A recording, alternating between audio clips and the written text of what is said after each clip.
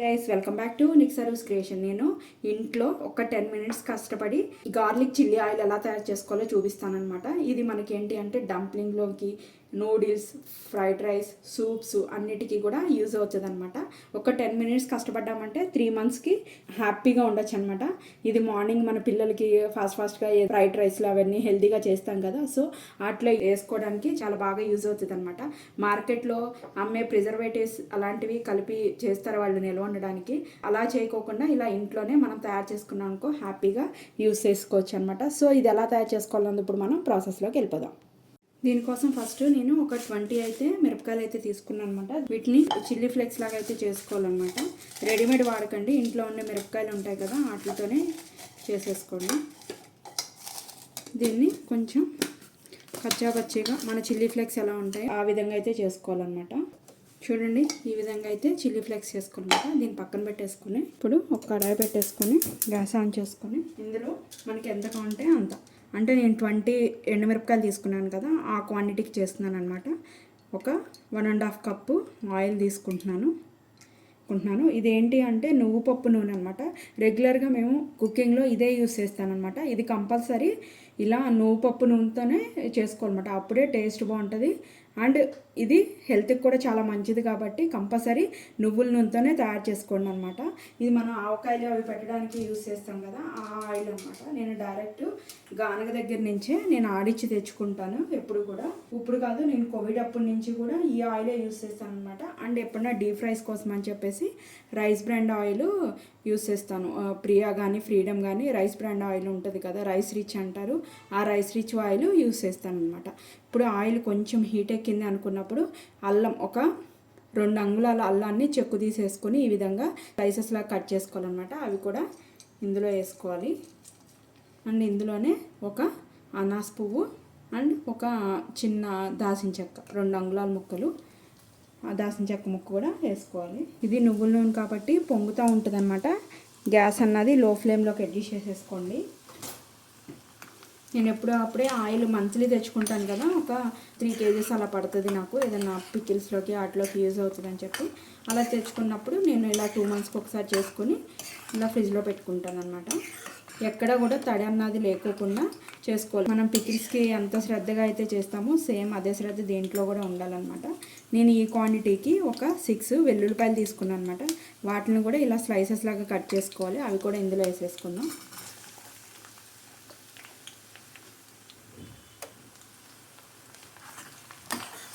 చూడండి, లో ఫ్లేమ్లో పెట్టినా కూడా ఈ విధంగా పొంగొస్తూ ఉంటుంది.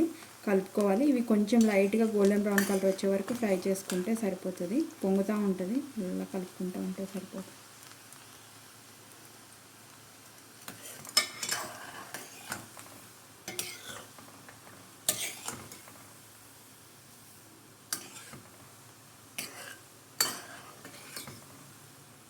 మనం ఇలా కలుపుతూ ఉంటే ఏమవుతుందంటే పొంగదన్నమాట, దిగిపోతుంది.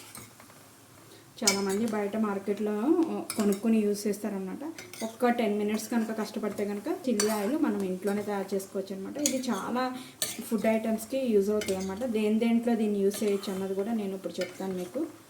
ఇది నూడిల్స్లో యూజ్ చేసుకోవచ్చు, డంప్లింగ్స్లో యూజ్ చేయొచ్చు, ఏదన్నా సూప్స్లో కానీ ఫ్రైడ్ రైస్లో కానీ అలాంటి వాటిలో యూజ్ చేయొచ్చు అనమాట. చాలా బాగుంటుంది అనమాట. చూడండి, ఇలా గోల్డెన్ బ్రౌన్ కలర్ వచ్చింది కదా, ఇలా వచ్చిన తర్వాత మనం గ్యాస్ ఆఫ్ చేసేసుకుందాం.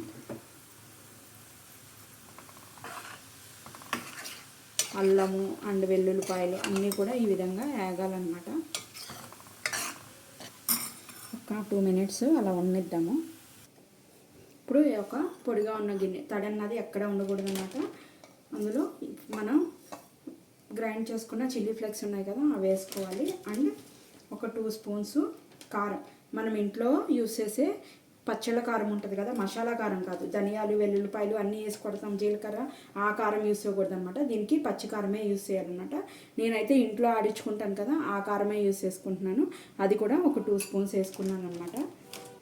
ఒక 1/2 స్పూన్ పసుపు వేసుకొని ఒకసారి వీటిని ఈ విధంగా కలిపేసుకోవాలి. ఇప్పుడు స్లోగా మనం కాచుకున్న ఆయిల్ ఉంది కదా అది ఇందులో పోసుకోవాలన్నమాట. పొంగుతూ ఉంటుంది, కొంచెం చూసుకుని పోసుకోండి. చక్కగా కలిపేసుకోండి. మంచి ఫ్లేవర్ వస్తుందన్నమాట ఇలా కలుపుకుంటుంటేనే. ఇందులో సాల్ట్ వేయాల్సిన అవసరం లేదు, ఎందుకంటే మనం ఫుడ్ వండేటప్పుడు అందులో సాల్ట్ వేస్తాం కాబట్టి ఇందులో సాల్ట్ యూస్ చేయాల్సిన పని లేదు. మీకు కావాలి అంటే కనుక అల్లం వెల్లుల్లిపాయ అండ్ అనాసపు చెక్క వేసాం కదా, ఇందులో వేసే ముందే తీసేసుకోవచ్చు. మీకు వద్దు అనుకుంటే కనుక, కొంచెం ఫ్లేవర్ దిగాలి అనుకుంటే కనుక ఇలా వదిలేసేయండి. తర్వాత ఎప్పుడన్నా 3 days దాటిన తర్వాత ఈ చెక్క ఈ అనాసపు అన్నది తీసేసుకోవచ్చు. వెల్లుల్లిపాయలు ఉంచుకున్నా పర్వాలేదు, తీసేసినా పర్వాలేదు. ఇది చల్లారిన తర్వాత ఏదైనా ఒక గాజు సీసాలో వేసుకుని స్టోర్ చేసుకోవాలి, అది కూడా చూపిస్తాను నేను. చూడండి, నేను కడిగేసి శుభ్రంగా ఆరబెట్టుకున్న గాజు సీసాలు అయితే తీసుకుంటున్నాను అనమాట. ప్లాస్టిక్ సీసాలో తీసుకోకండి. ఇంకా గాజు సీసాలు లేవు అనుకుంటే కనుక అప్పుడు స్టీల్ బాటిల్స్ ఏమన్నా ఉంటే అందులో తీసుకోండి.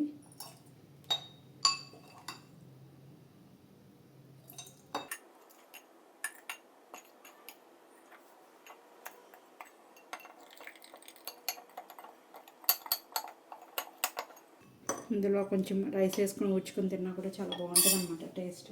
సో నేనైతే ఇలా గాజు సీసాలో తీసుకున్నాను అనమాట. కొంచెం చల్లారిన తర్వాత దీన్ని మూత పెట్టేసేసుకుని స్టోర్ చేసుకోవచ్చు. బయట అయినా స్టోర్ చేసుకోవచ్చు, లేదు మీకు డౌట్గా ఉందంటే కనుక ఫ్రిడ్జ్లో అయినా పెట్టుకోండి అనమాట. కంపల్సరీ 3 months ఉంటుంది. బయట ప్రిజర్వేటివ్ వేసినా అలాంటివి యూస్ చేయకండి. ఇలా ఒక 10 minutes కష్టపడి మీకు కావాల్సింది ఇంట్లో తయారు చేసుకోండి. మీ అందరికీ యూజ్ అవుతుంది అనుకుంటున్నాను అనమాట.